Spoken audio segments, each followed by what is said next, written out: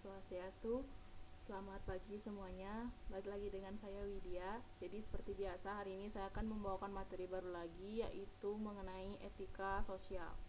Jadi seperti biasa materi kali ini akan disampaikan dengan bentuk PowerPoint. Langsung aja.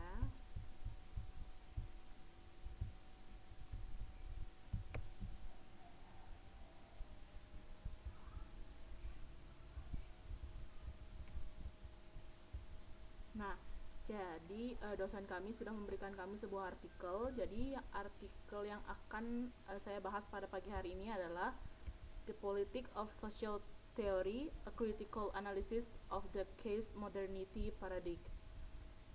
Jadi yang pertama kita akan bahas tentang aspek permasalahan yang ada dalam artikel tersebut. Yang kedua, metode yang digunakan. Yang ketiga, teori yang digunakan. Yang keempat, hasil pembahasan. Dan yang terakhir, temuan atau kesimpulannya. Kita mulai dari yang pertama terlebih dahulu, yaitu aspek permasalahan. Dalam artikel tersebut ada permasalahan yang muncul, yaitu di mana makalah ini pada awalnya dimaksudkan sebagai kajian tentang biografi kasta di India. Namun, hampir tidak mungkin untuk melakukan latihan seperti itu tanpa menghadapi pertanyaan tentang modernitas, hubungan antara kasta dan modernitas erat dan kompleks. Jadi itu permasalahannya pada makalah pada artikel ini. Yang kedua itu mengenai teori-teori yang digunakan. Jadi ada beberapa teori yang digunakan yang meliputi yang pertama teori dari Ganguly, di mana Ganguly menegaskan di beberapa poin dalam bukunya bahwa setiap posisi yang memandang kasta sebagai sentral dan dipandu oleh hierarki pada dasarnya adalah pengulangan posisi Dumont tentang kasta yang menandai masyarakat tradisional berbeda dari prinsip persamaan yang dominan di masyarakat modern. Yang kedua adalah teori dari Ambedkar yang menunjukkan bahwa dasar kasta adalah konsep hierarki bertingkat. Cara sistem kasta mengatur dirinya sendiri adalah menempatkan kelompok yang berbeda dalam hubungannya satu sama lain, dan hubungan ini ditentukan oleh hierarki bertingkat ini memastikan bahwa hampir tidak mungkin untuk memobilisasi kelompok kasta melawan sistem itu sendiri. Selanjutnya yang ketiga ada teori dari Gupta yang mencatat cerita asal-usul yang ditawarkan oleh berbagai kelompok kasta untuk menunjukkan bahwa hierarki tidak diberikan dan oleh karena itu tidak signifikan bagi kasta. Argumen Gupta ini terutama ditunjukkan sebagai kritik terhadap gagasan Dumont tentang kasta.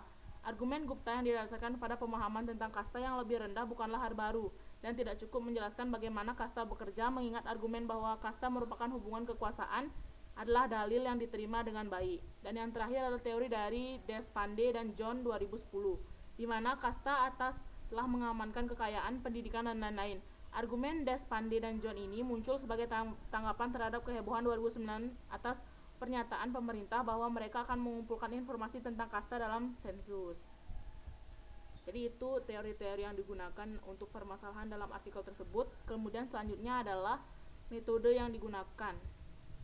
Dengan mengandalkan kritik tajam Ciber terhadap Poco akan fokus pada penguraian sifat hubungan kasta modernitas melalui pemeriksaan situs kritis tertentu yang berkontribusi pada pemahaman dominan tentang kasta dan modernitas. Situs-situs ini telah diidentifikasi sebagai periode pemerintahan kolonial dengan gerakan nasionalis di India, periode pasca kemerdekaan di mana kasta digunakan sebagai penanda eksklusif kasta-kasta yang lebih rendah, dan kontribusi sosiologi India, mengingat kaitannya dengan kompleks dengan dua kasta sebelumnya. Jadi metode yang digunakan untuk permasalahan dalam artikel ini itu lebih mengandalkan kritik tajam dari Ciber terhadap Poco. Nah, yang selanjutnya adalah hasil pembahasan.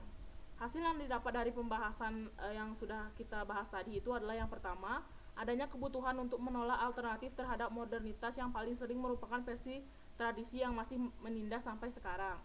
Yang kedua, dalam menentang modernitas, para ahli teori sering membuat kesalahan yang sama dengan orang lain yang memandang Dalit hanya sebagai konsumen bukan sebagai produsen modernitas. Yang ketiga, adanya alasan kuat untuk mempertahankan modernitas yang bersumber dari pemahaman dasar bahwa teori harus dipandu oleh beberapa tujuan politik seperti salah satunya tujuan emansipasi yang tertindas. Dan yang terakhir adalah temuan atau kesimpulan.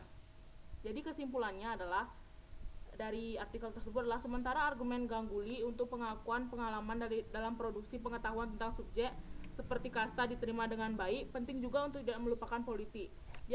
Dia berpendapat bahwa agenda politik ini menyebabkan pembacaan kasta yang sekuler, modern, dan pedagogis menjadi terbatas.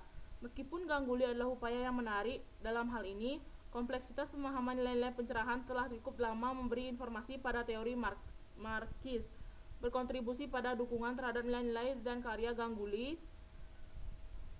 Dalam hal ini tidak memberi kita argumen baru.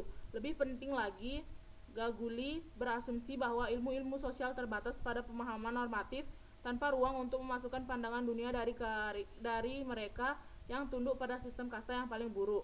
Karya cendekiawan seperti ini, Sarmila Rege 2006 mengatakan bahwa yang menggunakan kesaksian dan autobiografi perempuan Dalit untuk mendukung kebutuhan berteori tentang kasta dan patriarki bersama-sama membuktikan bahwa Gangguli salah.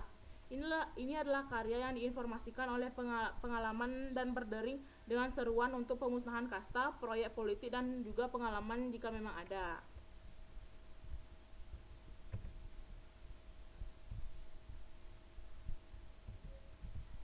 Baik, jadi tadi sekian dari materi yang bisa saya sampaikan mengenai artikel yang sudah diberikan.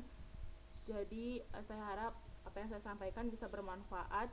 Sampai ketemu di lain kesempatan. Saya tutup presentasi saya dengan mengucapkan Parama Santi. Om Santi, Santi, Santi, Om. Terima kasih, selamat pagi.